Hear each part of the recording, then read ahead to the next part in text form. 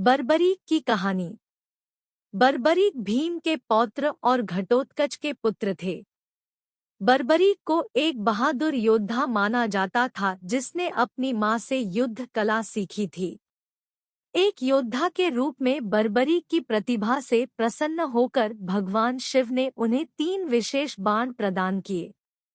उन्हें भगवान अग्नि के देवता से एक विशेष धनुष भी मिला था। ऐसा कहा जाता है कि बर्बरीक इतना शक्तिशाली था कि उसके अनुसार महाभारत का युद्ध 1 मिनट में समाप्त हो सकता था यदि वह अकेला ही युद्ध करे। कहानी इस प्रकार है।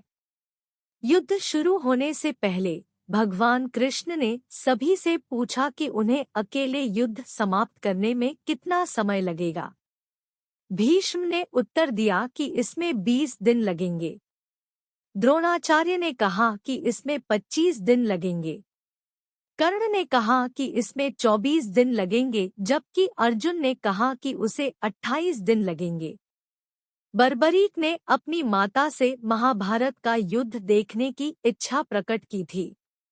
उसकी माँ उसे देखने जाने देने के लिए तैयार हो गई, लेकिन जाने से पहले उससे पूछा कि अगर वह युद्ध में भाग लेने की इच्छा महसूस करता है तो वह किस पक्ष में शामिल होगा। बर्बरीक ने अपनी माँ को वचन दिया कि वह उस पक्ष में शामिल हो जाएगा जो कमजोर होगा। यह कहकर वह रणक्षेत्र का भ्रमण करने के लिए यात्रा पर निकल पड़ा। बर्बरीक के बारे में सुनकर कृष्ण और बर्बरीक की ताकत की जांच करना चाहते थे। खुद को एक ब्राह्मण के रूप में प्रच्छन्न कर बर्बरीक के सामने आए। कृष्ण ने उनसे वही सवाल पूछा कि अगर उन्हें युद्ध अकेले लड़ना है तो कितने दिन लगेंगे। बर्बरीक ने उत्तर दिया कि यदि उसे अकेले लड़ना है तो उसे युद्ध समाप्त करने में केवल 1 मिनट लगेगा। बर्बरीक के इस उत्तर पर कृष्ण आश्चर्यचकित थे, क्योंकि बर्बरीक केवल 3 बाण और 1 धनुष लेकर युद्ध के मैदान की ओर चल रहा था। इस पर बर्बरीक ने 3 बाणों की शक्ति के बारे में बताया। पहला बाण उन सभी वस्तुओं को चिन्हित करने वाला था जिन्हें बर्बरीक नष्ट करना चाहता था। दूसरा तीर उन सभी वस्तुओं को चिन्हित करने वाला था जिन्हें बर्बरीक बचाना चाहता था।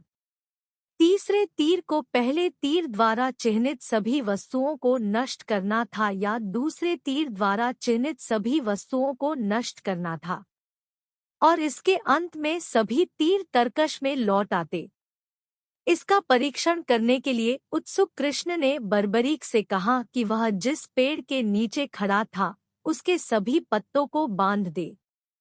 जैसे ही बर्बरीक ने कार्य करने के लिए ध्यान करना शुरू किया, कृष्ण ने पेड़ से एक पत्ता लिया और बर्बरीक के ज्ञान के बिना उसे अपने पैर के नीचे रख दिया।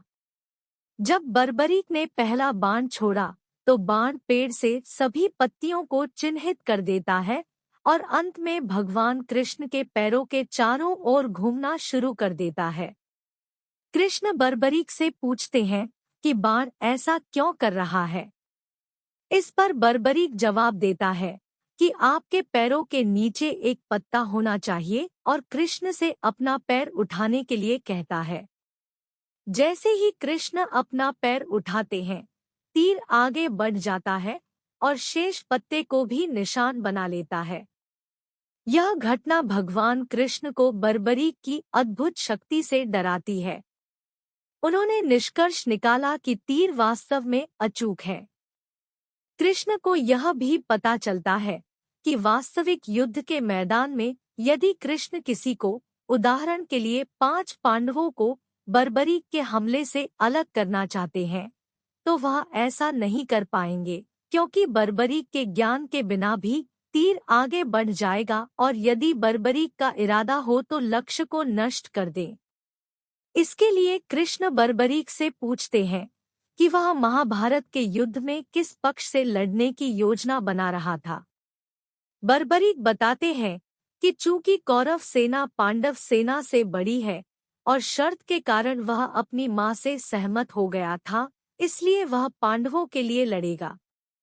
लेकिन इसके लिए भगवान कृष्ण उस शर्त के विरोधाभास को समझाते हैं जो उन्होंने अपनी मां के साथ स्वीकार की थी। कृष्ण बताते हैं कि चूंकि वह युद्ध के मैदान में सबसे महान योद्धा थे, वह जिस भी पक्ष में शामिल होंगे वह दूसरे पक्ष को कमजोर बना देगा। इसलिए अंततः वह दोनों पक्षों के बीच दोलन करेगा और अपने अलावा सभी को नष्ट कर देगा। इस प्रकार कृष्ण ने उस शब्द का वास्तविक परिणाम प्रकट किया जो उन्होंने अपनी मां को दिया था। इस प्रकार कृष्ण अभी भी एक ब्राह्मण के रूप में प्रच्छन्न ने युद्ध में शामिल होने से बचने के लिए बर्बरीक का सिर दान में मांगा। इसके बाद कृष्ण बताते हैं कि युद्ध के मैदान की पूजा करने के लिए सबसे बड़े क्षत्रिय के सिर का बलिदान करना आवश्यक था और वह बर्बरीक को उस समय का सबसे बड़ा क्षत्रिय मानते थे। वास्तव में अपना सिर देने से पहले बर्बरीक ने आगामी युद्ध को देखने की इच्छा व्यक्त की। इसके लिए कृष्ण बर्बरीक के सिर को उस पहाड़ के ऊपर रखने के लिए तैयार हो गए जिसने युद्ध के मैदान को देखा था। युद्ध के अंत में पांडवों ने आपस में बहस की कि उनकी जीत में सबसे बड़ा योगदान किसका था।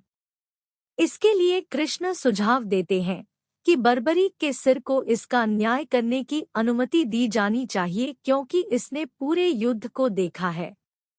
बर्बरीक के सिर से पता चलता है कि यह अकेले कृष्ण थे जो युद्ध में जीत के लिए जिम्मेदार थे। उनकी सलाह, उनकी रणनीति और उनकी मौजूदगी जीत में अहम रही। कहानी अच्छा लगा तो लाइक शेयर सब्सक्राइब जरूर कर देना।